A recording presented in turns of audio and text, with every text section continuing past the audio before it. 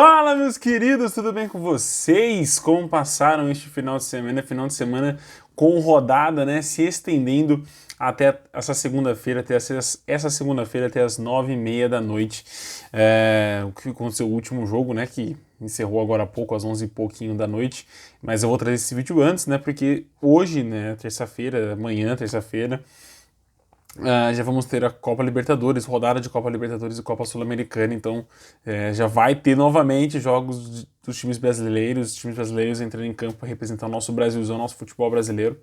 Então eu quero adiantar o máximo possível, né, para trazer essa análise para vocês dessa rodada, mas vamos lá. Seguinte, eu vou dar alguns destaques, não vou comentar muitos jogos, porque tivemos muitos empates também nessa rodada, dois poupa-tempos, né? Então esses realmente eu vou passar bem por cima, não vou me aprofundar nesses jogos. E um outro que eu quero destacar, que foi importante para um time, foi importante para o outro, mas vamos lá. Antes, vou pedir para você curtir, compartilhar, comentar esse vídeo. Comenta no final, né? Porque aí você vai, né, comentar com alguma análise, comentar com algum comentário pertinente, não um comentário dizendo aquilo que eu disse no vídeo, né? No último vídeo teve algum comentário, um comentário no caso, que comentou o que eu falei, né? O Corinthians está vivendo uma boa fase na Copa do Brasil, não está vivendo uma boa fase dos campeonatos em geral, mas fez um bom resultado no Rio de Janeiro. Não significa que o time vai jogar a final, é favoritaço para fazer um bom jogo na arena e ganhar, mas o Fluminense pode sim fazer 1-0, não deixei tudo em branco, mas no meu ponto de vista, o Corinthians é favorito. Só isso, tá? Já vamos esclarecer aqui desde já. Mas é o seguinte, meus queridos, a rodada começou com o Goiás vencendo por 2-1, né, no clássico de Goiânia, né? O Esmeraldino venceu com gols de Caetano e Marquinhos Gabriel e o Shailon descontou para o Dragão. O resultado foi importante para o Goiás para se distanciar do Z4 e também para demitir o técnico Jorginho do Atlético Goianiense, né? Técnico que vinha falando mais mal dos outros times do que do seu próprio time também, né? Do que propriamente treinando e melhorando, aprimorando seus comandados. Acabou sofrendo essa derrota no clássico de Goiânia e acabou perdendo o seu cargo, aí deixando o seu bonezinho. É isso, né? Não tem muito o que comentar. O Atlético Goianiense fica na vice-lanterna do Campeonato Brasileiro, tá fazendo campanha para não sair, tá fazendo campanha para ficar no Z4 e ser rebaixado junto com o Juventude. Na minha opinião, atualmente são as duas piores equipes, obviamente, né, do futebol brasileiro. Que não estão desempenhando um bom papel, e vai jogar agora, né, um mata-mata agora no meio de semana contra o São Paulo, a semifinal da Copa Sul-Americana. Também às 4h30 da tarde do sábado tivemos Coritiba vencendo o Avaí por 1-0, resultado também importante para o Coritiba para sair do Z4, né? O Coritiba subiu 2 casinhas, vai para a 16ª colocação, posição que era do Cuiabá, né? E aí passa o Cuiabá, respira um pouquinho fora, mas precisa melhorar ainda muito, né? O Coritiba começou muito bem o Campeonato Brasileiro e caiu muito, e agora precisa correr atrás aí dos pontos perdidos ao longo do campeonato. O Avaí, cara, o Avaí chegou no Z4 para ficar enfincado ali, né? O time dificilmente vai sair, por conta não só do que está fazendo no Campeonato Brasileiro, como fez na Copa do Brasil, como fez no Campeonato Catarinense, né? Então, assim, o time vem fazendo uma campanha de rebaixamento já desde do campeonato estadual, vai também fazendo esse campeonato brasileiro. Não queria, né? Queria que o Avaí ficasse pelo menos mais um ano na elite do futebol brasileiro, mas é um time que vai brigar pelo rebaixamento até o fim do campeonato. À noite, né, às 7 horas da noite, tivemos Fluminense e Palmeiras 1-1. Manuel e Rony fizeram os gols. O gol do Rony foi brincadeira, né? O segundo gol de bicicleta no ano. É a primeira vez que o Palmeiras tem Palmeiras, e acho que até no planeta bola, assim, do futebol, que um jogador faz, pelo menos eu não me lembro de outro jogador que tenha feito 2 gols de bicicleta no ano, numa temporada, né? O Rony fez aí no comecinho, o Manuel empatou, e o segundo tempo caiu muito o ritmo, né? Teve uma ou outra chance do Fluminense, né? Na verdade 2 chances, 2 bolas na trave, mas caiu muito o ritmo ficou mais favorável ao Palmeiras. O Fluminense não conseguia criar, não conseguia furar a defesa, e quando furava, né, tinha uma finalização tanto quanto displicente, que errou alguns momentos. E o Palmeiras poderia ter matado o jogo no primeiro tempo, né? Teve oportunidades, teve chances, mas não matou. Empate muito bem. O Palmeiras, se a gente for analisar os últimos 3 jogos do Palmeiras, né, que foi contra Corinthians, Flamengo e Fluminense, engraçado que em cada dessas rodadas, um desses times era o vice-líder, né? Contra o Corinthians era o vice-líder, Flamengo vice-líder, Fluminense agora era o vice-líder. Cai uma posição Fluminense, né? Agora o Flamengo é esse vice-líder do Palmeiras. Mas o Palmeiras sai vivo, né? Sai com 5 pontos.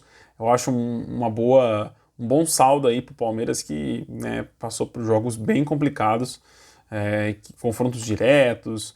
Poderia ter vencido o Fluminense no Maracanã, que teria colocado já o time em grande vantagem na frente da tabela, mas eu acho que o empate é justo pelo que ambas as equipes fizeram. Não atrapalha em nada para mim a caminhada do Palmeiras até aqui nesse Campeonato Brasileiro. Claro, vamos ver como vão ser os próximos jogos, mas o time sai vivo dessa sequência, e eu acho que isso é o mais importante. Ceará 0, Atlético Paranaense também 0, poupa tempo. Não vou falar muito, foi um jogo muito fraco, né? Poucas chances, a bola não quis entrar mesmo, e é isso. O Atlético Paranaense com o time em reserva vai jogar amanhã, né, contra o Palmeiras pela Libertadores, então nada mais justo que poupar os seus titulares. No domingo começamos com empate também, né? América Mineiro 1, Atlético Mineiro também 1. Resultado que não altera a tabela para essas duas equipes, tanto o América quanto o Atlético ficaram nas suas respectivas posições. Henrique Almeida e Hulk fizeram os gols do jogo. O América foi um pouquinho melhor, teve mais chances, desperdiçou pênalti, mas, cara, é difícil você não matar o jogo contra o Atlético, né? Você dá muita sopa para o azar e isso foi isso que aconteceu. E o Atlético é a mesma coisa, tá faltando um Atlético matar o jogo. Fazer 2, fazer 3, né, ser seguro durante toda a partida. O time não consegue fazer isso esse ano, o que fez muito bem no ano passado. Por mais que tivesse jogos que o Atlético vencer por 1-0, né, o Atlético não corria riscos de tomar um empate, não corria risco de tomar a virada. Aqui não. Você vê o América empatando o jogo, né, o Hulk fez o primeiro gol do jogo, o América empatou e o América quase virou. Né? Então, tipo assim, o Atlético precisa encontrar um equilíbrio desse time que não vem bem esse ano. O São Paulo recebeu a equipe do Fortaleza e perdeu em casa. E com essa derrota, o São Paulo se coloca na briga contra o Z4. Tá, eu sei, é muito que eu estou exagerando aqui, pelo que o São Paulo tem no campeonato de pontos, né? O time tem 29 pontos, mas se a gente for olhar a diferença para o primeiro time dentro da zona de rebaixamento, que é o Cuiabá, que tem 25, são 4 pontinhos. São 2 jogos. O time perde para o Fortaleza e, inclusive, o Fortaleza, que estava na 20ª colocação durante quase todo o primeiro turno, passa o São Paulo na tabela. O São Paulo cai para a 13ª colocação e o Fortaleza vai para a 12ª, né? Assume a colocação que era do São Paulo. Então, é um campeonato de risco que o São Paulo está fazendo. O time não tem um elenco para ficar rodando, igual o Rogério quer fazer. Né? Chega prévia de Copa do Brasil ou Copa Sul-Americana, poupa os jogadores e vai acabar perdendo esses jogos. Né? Meio de semana vai ter jogo na Sul-Americana, se não fizer um bom resultado agora nesse primeiro jogo, vai ter que poupar na próxima rodada, e a próxima rodada o time joga lá em Cuiabá contra o Cuiabá. Então essa diferença que é de 4 pontos pode cair para 1 pontinho se a gente for comparar com o Cuiabá e São Paulo. Eu acho difícil, acho que o São Paulo ganha do Cuiabá, é favorito no confronto da próxima semana. O Botafogo também recebeu a equipe do Flamengo e perdeu por 1-0. Gol do Vidal no segundo tempo, início do segundo tempo. Né? O Flamengo tomou algum susto do Botafogo no começo do jogo, mas depois já equilibrou e melhorou. Foi melhorando ao longo da partida. Né? Mas fez o necessário, fez o simples, venceu o Botafogo como visitante. Tinha perdido o primeiro jogo lá no Mané Garrincha, mas vence agora na volta, no segundo turno. Isso é importante, né? O Flamengo não deixa e tira pontos do Palmeiras, isso é importante. Agora, se eu não me engano, são 8 pontos de diferença entre Palmeiras e Flamengo. Ainda tem uma gordura, o time paulista tem uma gordura para queimar, mas de pouco em pouco o Flamengo vai recuperando aquelas 7 derrotas que o time teve no primeiro turno. Também no domingo tivemos o 0-0 entre Cuiabá e Santos, jogo horroroso, se não fosse a bicicleta do Davidson, né? Para mim foi o melhor lance do jogo, mas não valeu, não teve gol, teve nada. Mas valeu só pela comédia mesmo, só porque é o Davidson dando uma bicicleta do nada. Mas ficou no 0-0, um péssimo jogo, um péssimo resultado para ambas as equipes. O Santos não encosta no Z4, no G6, e o Cuiabá cai para o Z4, né? O primeiro time agora dentro da zona de rebaixamento vai receber o São Paulo na próxima semana.